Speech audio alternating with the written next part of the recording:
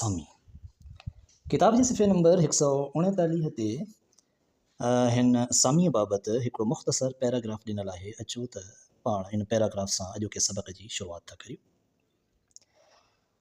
सामी जनम 1743 ईस्वी, लाॾाणो 1850 ईस्वी। हिन दरवेश जो नालो भाई चीनराय बचूमल लुंड हो। पंहिंजे गुरु स्वामी मेघराज बांभण जे नाले खे शरफ़ ॾियण लाइ शाइराणो नालो या तख़ल्लुस कॾहिं सामी त कॾहिं बांभण कमांदो अथसि। भाई चीनराय 1743 ईस्वी शिकारपुर में ॼाओ ऐं सन 1850 ईस्वीअ में उते ई 107 सालनि जी उमिरि में दुनिया मां लाॾाणो करे वियो। हुन जेकी बैत चया आहिनि तिन खे सामीअ जा सलोक सरबो आहे। उहे ॾाढा सुपक, सवादी ऐं रूहानी रमज़नि वारा आहिनि। दोस्तों हाणे अचूं था किताब जे सिफ़े नंबर 140 ते, 140 ऐं 141 नंबर सिफ़े ते सामीअ जा माया बाबति कुझु बैत ॾिनल आहिनि। अचो त उन्हनि खे पढ़ूं ऐं परखूं। ही पहिरियों बैत आहे। माया भुलाए विधो जीव भरम में, अणहूंदे दरियाव में गोता नित खाए। सामी ॾिसे की न की मुंहुं मड़ी पाए, सतगुर जाॻाए त जागी जुड़े पाण सां। हिन बैत में सामी चवे थो त माया मन धन दौलत माल मिल्कियत। चए थो माया माण्हुनि खे भुलाए, गुमराह करे, राह तां थेड़े, विधो जीव भरम में। मतिलबु त उन इंसान जी ज़िंदगीअ खे मुसीबत में मुब्तला कयो आहे। भरम में, भरम ज़ू माना मुख़्तलिफ़ मानाऊं आहिनि भरम जो। हिकिड़ो त भरम चवंदा आहिनि मन मान शान, पर हिते भरम जी माना आहे मुसीबत, ॾचो, अज़ाब। त माया माण्हुनि खे गुमराह करे मुसीबत में ज़िंदगीअ खे विधो आहे। इंसान इन माया में आहे कुझु कोन, इहो अणहूंदे जो दरियाव आहे जंहिंमें माण्हू पियो गोता खाए, पियो मतिलबु ग़र्क़ थिए, पंहिंजे पाण खे न पियो सुञाणे। सामी ॾिसे की न की मुंहुं मड़ी पाए। सामी को माण्हू मड़ीअ में मुंहुं पाए नथो ॾिसे। मड़ीअ जी माना आहे जिस्म, पर हिते मड़ी माना क़बर। माण्हू पंहिंजी क़बर खे यादि नथो करे, पंहिंजे पाण खे नथो ॾिसे, सोचे नथो। सतगुर जाॻाए त जागी जुड़े पाण सां। सतगुर मुर्शिद, सतनि गुरनि वारो, ॼाणू, ॾाहो, बाशऊर फ़र्द, उहो जेकॾहिं जाॻाए हिननि खे शऊर ॾिए त इंसान जेको आहे सो पंहिंजे पाण सां जुड़ी सघे थो। हिते माना इहो बैत माया जे हवाले सां चयल आहे, धन दौलत। पर यार ज़ाती तौर ते आउं वरी इन ॻाल्हि जो बि आहियां त हीअ हाणे क्लासिकी शाइरी आहे, सो सामीअ जे सलोकनि मां का ॿी अख़लाक़ी चूंड कई वञे। हा, माया माण्हू पैसे जे बारे में जेके शागिर्द असांजा आहिनि उन्हनि कंहिं हद ताईं मतिलबु नफ़रत जो हिन में अंसर शामिल थो थिए।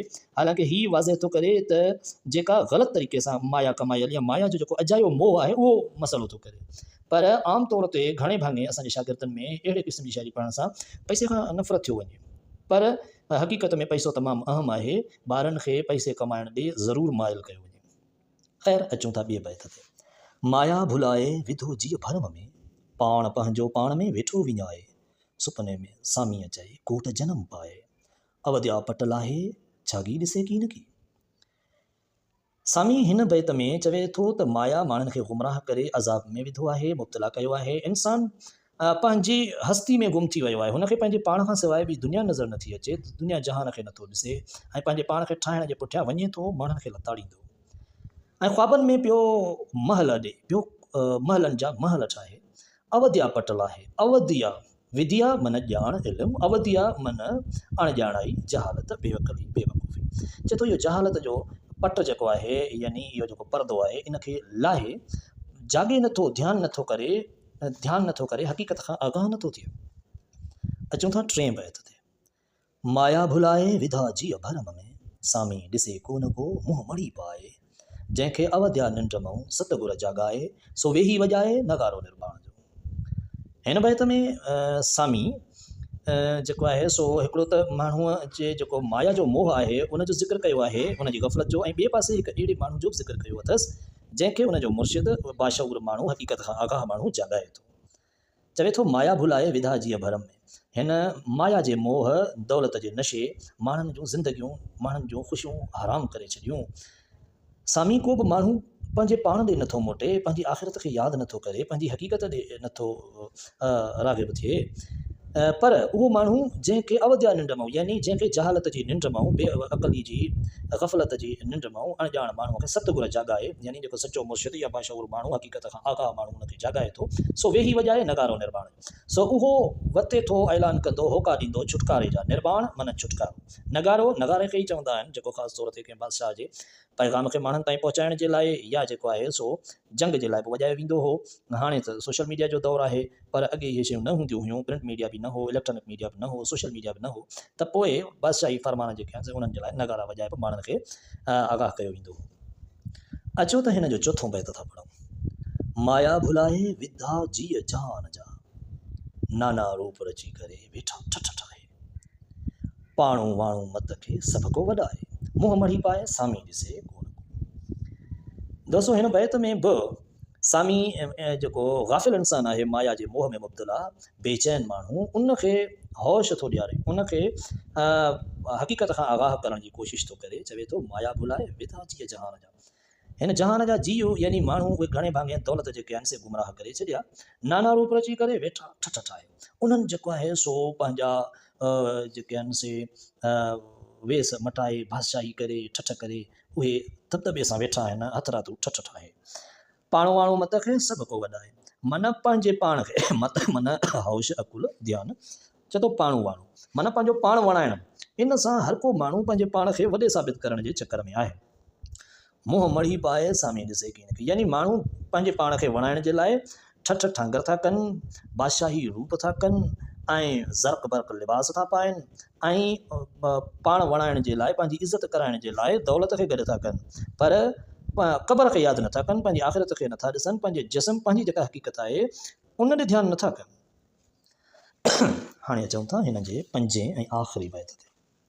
बल्कि सलोक ते ठीकु आहे सामीअ जा सलोक माया सभ मोहे जीअ कया वस पंहिंजे विधाई वल छल सां अंधा ॿधी टोए ॾेई ॾझा पाण खे कन होए होए उत्तम धन खोए मूरख वेठा मतरी हाणे हिन में सामी उन्हनि गाफ़िल माण्हुनि ते अफ़सोस थो करे जेके माया जे मोह में मुब्तला थी विया जेके पैसे जी लालच में अची विया ऐं पोइ उहे दर हक़ीक़त दौलत जे किले सां वटनि सां पैसनि सां ॿधिजी विया उन्हनि उन जे लाइ पंहिंजे पाण खे नुक़सानु ॾिना दुख ॾिना तकलीफ़ूं काटियूं ऐं पोइ जॾहिं उन्हनि खे ख़बर पई त पोइ हाय घोड़ा करणु लॻा ऐं पोइ असुल में हुननि छा कयो जो पैसे खे अहम सम्झो अकुल खां कमु न वरितो ठीकु आहे माया सभु मोहे जीअ कया वस पंहिंजे घणनि माण्हुनि खे हिते त सभु लिखियलु आहे पर सभु मां मुराद काफ़ी सारा उन्हनि खे दौलत धन दौलत जी लालच पंहिंजो करे छॾियो यानी वकोड़े वई विधाई वल छल सां अंधा ॿधी टोए अॻे टोया मासा इहे जेके आहिनि सॼी हींअर वट आहिनि इन्हनि जे